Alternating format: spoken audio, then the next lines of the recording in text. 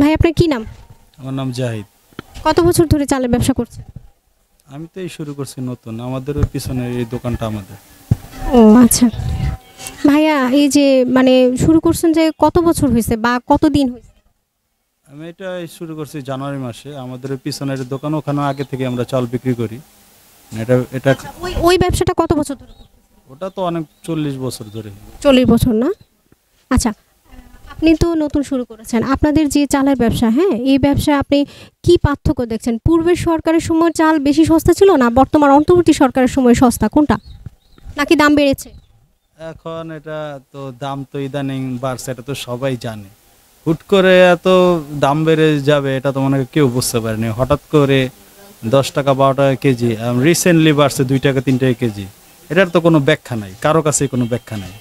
কারণ আমরা যেখান থেকে আমরা কিনতে যাই সেখানে জিজ্ঞেস করে, আমরা যেখান থেকে কিনে আনি সেখানে দাম বেশি, কারণ আপনারা বেশি দামে কিনে নিয়ে যান, আমরাও বেশি দামে বিক্রি করি। হুটহাট করে বেড়ে যায় অপ্রস্তুতভাবে। অপ্রস্তুতভাবে বেড়ে গেছে, ঠিক আছে। এটার মনে করো যে মূল উৎস কি, মানে কি কারণে বাড়ছে। আর ইন্ডিয়ান কিছু চাল মনে করেন বর্তমান বাজারে ঢুকছে। ইন্ডিয়ান চাল যদি বর্তমান বাজারে না ঢুকতো তাহলে তো চালের বাজার তো আমার মনে হয় যে 100 টাকার উপরে চলে যেত। সে মধ্যবিত্ত আর নিম্নবিত্তদের মনে করে ধরা ছোঁয়ার বাইরে। এখানে বলার কিছু নাই, এই আর কি। রমজান উপলক্ষে সহনশীল না? রমজানে তো আরো বাড়ছে, মানে আগে তো বাড়ছে, রমজানে আসার পরে আর 2 টাকা 3 টাকা কেজিতে বাড়ছে। বুঝতে পারছেন? আর মানুষ তো 1 বছর চাল নিলে হিসাব করে যে আমি গত মাসে নিছি 3000 টাকা দিয়ে। একটা 1 বছর চাল নিলে তো মিনিমাম 1 মাস 1.5 মাস তো খায়। 1 মাস 1.5 মাস পরে ওই টাকা পরিমাণ নিয়ে আসার পরে তো 1 বছর চাল নিতে পারে না।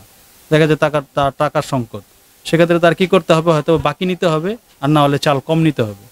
এটাই এখন এই আর কি। কিন্তু ইনকাম তো সেই পরিমাণে বাড়ে নাই, সবারই একটাই ইনকাম বাড়ে নাই, জিনিসপত্রের দাম অনেক বেশি। এই যে তেলের বাজারে তেল তো মনে করেন মানুষ পাইতেছে না, সংকট। চালের বাজারে চালের দাম বেশি। যে চাল আমরা বিক্রি করতাম 70 টাকা, সেটা হয়ে গেছে এখন 85 টাকা। তাও লাভ সীমিত। আমরা যে খুব বেশি লাভ করতেছি বিষয়টা কিন্তু তা না। আমরা যেখান থেকে কিনে আনতেছি দাম বেশি দিয়ে কিনে আনতেছি, লাভটা তাহলে করতেছে কারা? লাভটা করতেছে কারা, আমার এইটাই প্রশ্ন। লাভটা করতেছে কারা? আর দাম বাড়ার কারণটা কি? মানে কি কারণে এই দামটা যে বাড়লো? এই যে মনে করেন যে আমাদের দেশের চাল আমাদের দেশে হয়, এমন তো না যে বাইরের জিনিস আমরা বেশি দামে কিনে আনতেছি, বেশি দামে বিক্রি করতেছি। বিষয়টা কিন্তু তা না। দেশের জিনিস দেশে খাইতেছি, অথচ দাম অনেক বেশি। মানে এটার আমার এই একটাই প্রশ্ন যে এই উৎসটা কি?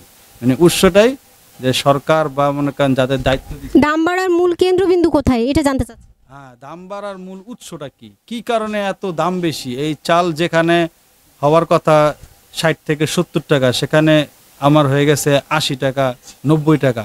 মানে এটা কি জন্য বাড়লো? সরকার একটু এটা তুলিয়ে দেখুক আসলে এটার মূল কেন্দ্রবিন্দু কোথায়।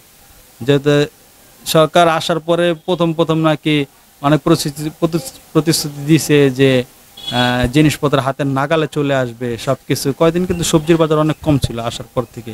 এখন কিন্তু সবজির বাজারটা কিন্তু আবার হুটহাট করে বেড়ে গেছে। এখন কয়দিন আগে ফুলকপি 10 টাকা 5 টাকাও ছিল, 5 টাকা 10 টাকা পর্যন্ত ছিল। এখন কিন্তু 30 টাকা 40 টাকা হয়ে গেছে। তারপর আবার পালং শাক ছিল 5 টাকা আটি, এখন 15 টাকা 20 টাকা। জিনিসপত্র ওই যে প্রথম কয়েকদিন আমরা একটু আবার ওই যে ঘুরা, মানে স্প্রিং মানে ঘুরে ছেড়ে দিলে আবার ঘুরে কিন্তু ওই জায়গায় চলে আসবে, আগের জায়গায় চলে আসবো। বিষয়টা এরকমই। প্রথম আমরা একটু মধু দিয়ে, এখন আবার ওই তিতাই। লাভ কি?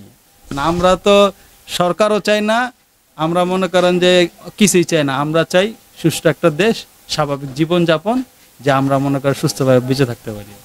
ছাত্র